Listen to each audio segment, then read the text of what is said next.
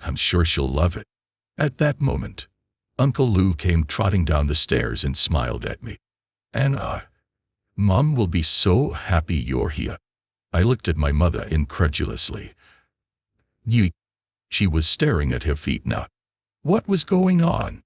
Uncle Lou continued down the hall, and I could hear him as he opened the door to Grandma's bedroom. "Mom, you have a visitor for your birthday."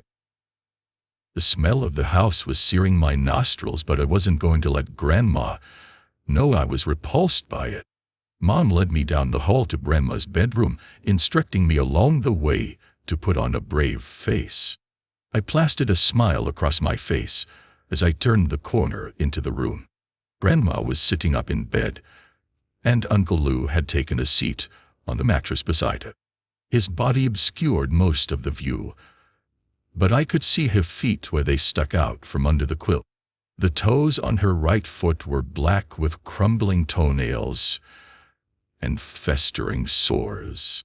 The sheets under her heel were stained yellow from dried pus. Lou was prattling onto her, but Grandma didn't respond. "Bedying worried dough. Isn't it nice for Anna to come see you on your birthday, Mom? Goodness knows you've been through a lot this month. She has a present for you." He turned expectantly to me, his profile moving just enough to reveal Grandma's form where she sat up against the pillows. I will try to explain the horror I witnessed, but I know words will never do it justice. My stomach flipped, and I froze. Grandma's dull, lifeless eyes stared straight ahead at the wall, unblinking and glazed over. Her eyelids were crusty and her jaw hung widely agape with sagging lips, revealing the gray fuzz that had begun to coat her tongue. Uncle Lou patted her leg while Mom hastily pulled the quilt back down over her feet. I barely heard as Lou explained how cold she's been from the infection. He picked up a tissue from the box on the nightstand and began dabbing at the corner of her mouth. "She don't talk much due to the heavy sedation she's under," he explained. I couldn't tear my eyes away from the pallid gray skin of Grandma's face and how it was starting to sag in ways that had nothing to do with her age. Flies buzzed overhead, and Mom picked up the flies' water and began swatting wildly at them. "Goddamn flies," she mumbled. "They won't leave her alone." One of the flies circled Grandma's face and landed in her open maw. Uncle Lou merely shooed it away. "Isby has been sleeping sitting up like this for the past week or so," Mom explained, patting Grandma's now covered feet.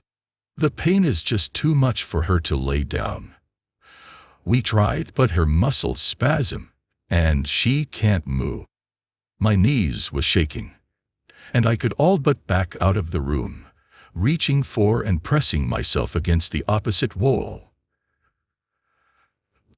Vomit crept up the back of my throat. "It's okay, Anna," Uncle Lou said from inside the room. "I know it's hard to see her in such a state, but that's why your mom and I are here to take care of her. We agreed we wouldn't let her go back to that hospital. They've already messed up so much of her care. You saw her foot, and what the doctors did to it. How a hospital could let gangrene go unnoticed is beyond me," Mom agreed. "We've been sponge bathing her regularly, airing her feet, and changing the bandages frequently." "It seems to be helping, right, Mom?" she asked, squeezing Grandma's ankle. I tried to put my head between my knees, but the smell was so overpowering. Mom stepped out in the hallway and touched my shoulder. I recoiled. "Oh, and I am sorry. This is why I didn't want you to come over. The gangrene smell is hard to tolerate, and I didn't want you to have to see her like this." Not knowing what else to do, I pulled her into the kitchen and said in my most steady voice, "Mom, why didn't you tell me Grandma had passed?" Mom's face didn't change. She just looked at me. "What are you talking about, Anna? She's right there. You saw her." "I did see her," I agreed. pointing at the bedroom down the hall where the smell was so strong that I was close to passing out. "But Grandma is dead, Mom. You know that, right? She has very obviously passed away." Mom's eyebrows narrowed, and she pursed her lips. "Listen, Anna, I get that this is hard for you. Hell, it's hard for all of us. But if you're saying this just to hurt me, it's not going to work. Stop being a brat. Your father is on his way over with a birthday cake." The room began to spin, and I needed to get out of that house immediately. I tossed the present on the kitchen table and grabbed my bag, fleeing out the kitchen door and into my car, where I took deep gulps of fresh air. I could see Mom at the lodge bay window, looking out at me. She looked angry and upset, but quickly turned and walked away. I pounded the steering wheel, yelling obscenities. Other than an open casket funeral, I had never seen a dead body before, let alone one that had clearly been dead for weeks.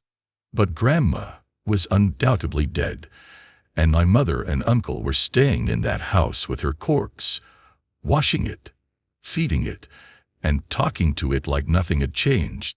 I threw open the car door and vomited all over Grandma's neglected shrubs. By the time the dry heaves kicked in, Dad's car pulled in the driveway. "Hey, sweetheart," he said as he opened his car door, seeing me kneeling in the grass. "Are you all right? Your mom called and told me you were quite upset." "Dad, she's dead," I choked out, pointing at the house. "Who's dead?" he asked, his voice worried. "Grandma," I shouted. "Grandma is dead. Mom and Lau. They're just sitting in there with her body. Anna, calm down. Your mom mentioned you were in hysterics and talking nonsense." "Talking nonsense? What are you saying?" I choked out. "Go look, Dad. I swear, you'll see. She's dead and Mom and Lou have lost their minds." "All right," he said, holding up his arms in surrender. "Let me grab the cake, and I'll go inside and see what's going on. Just stay here, okay?"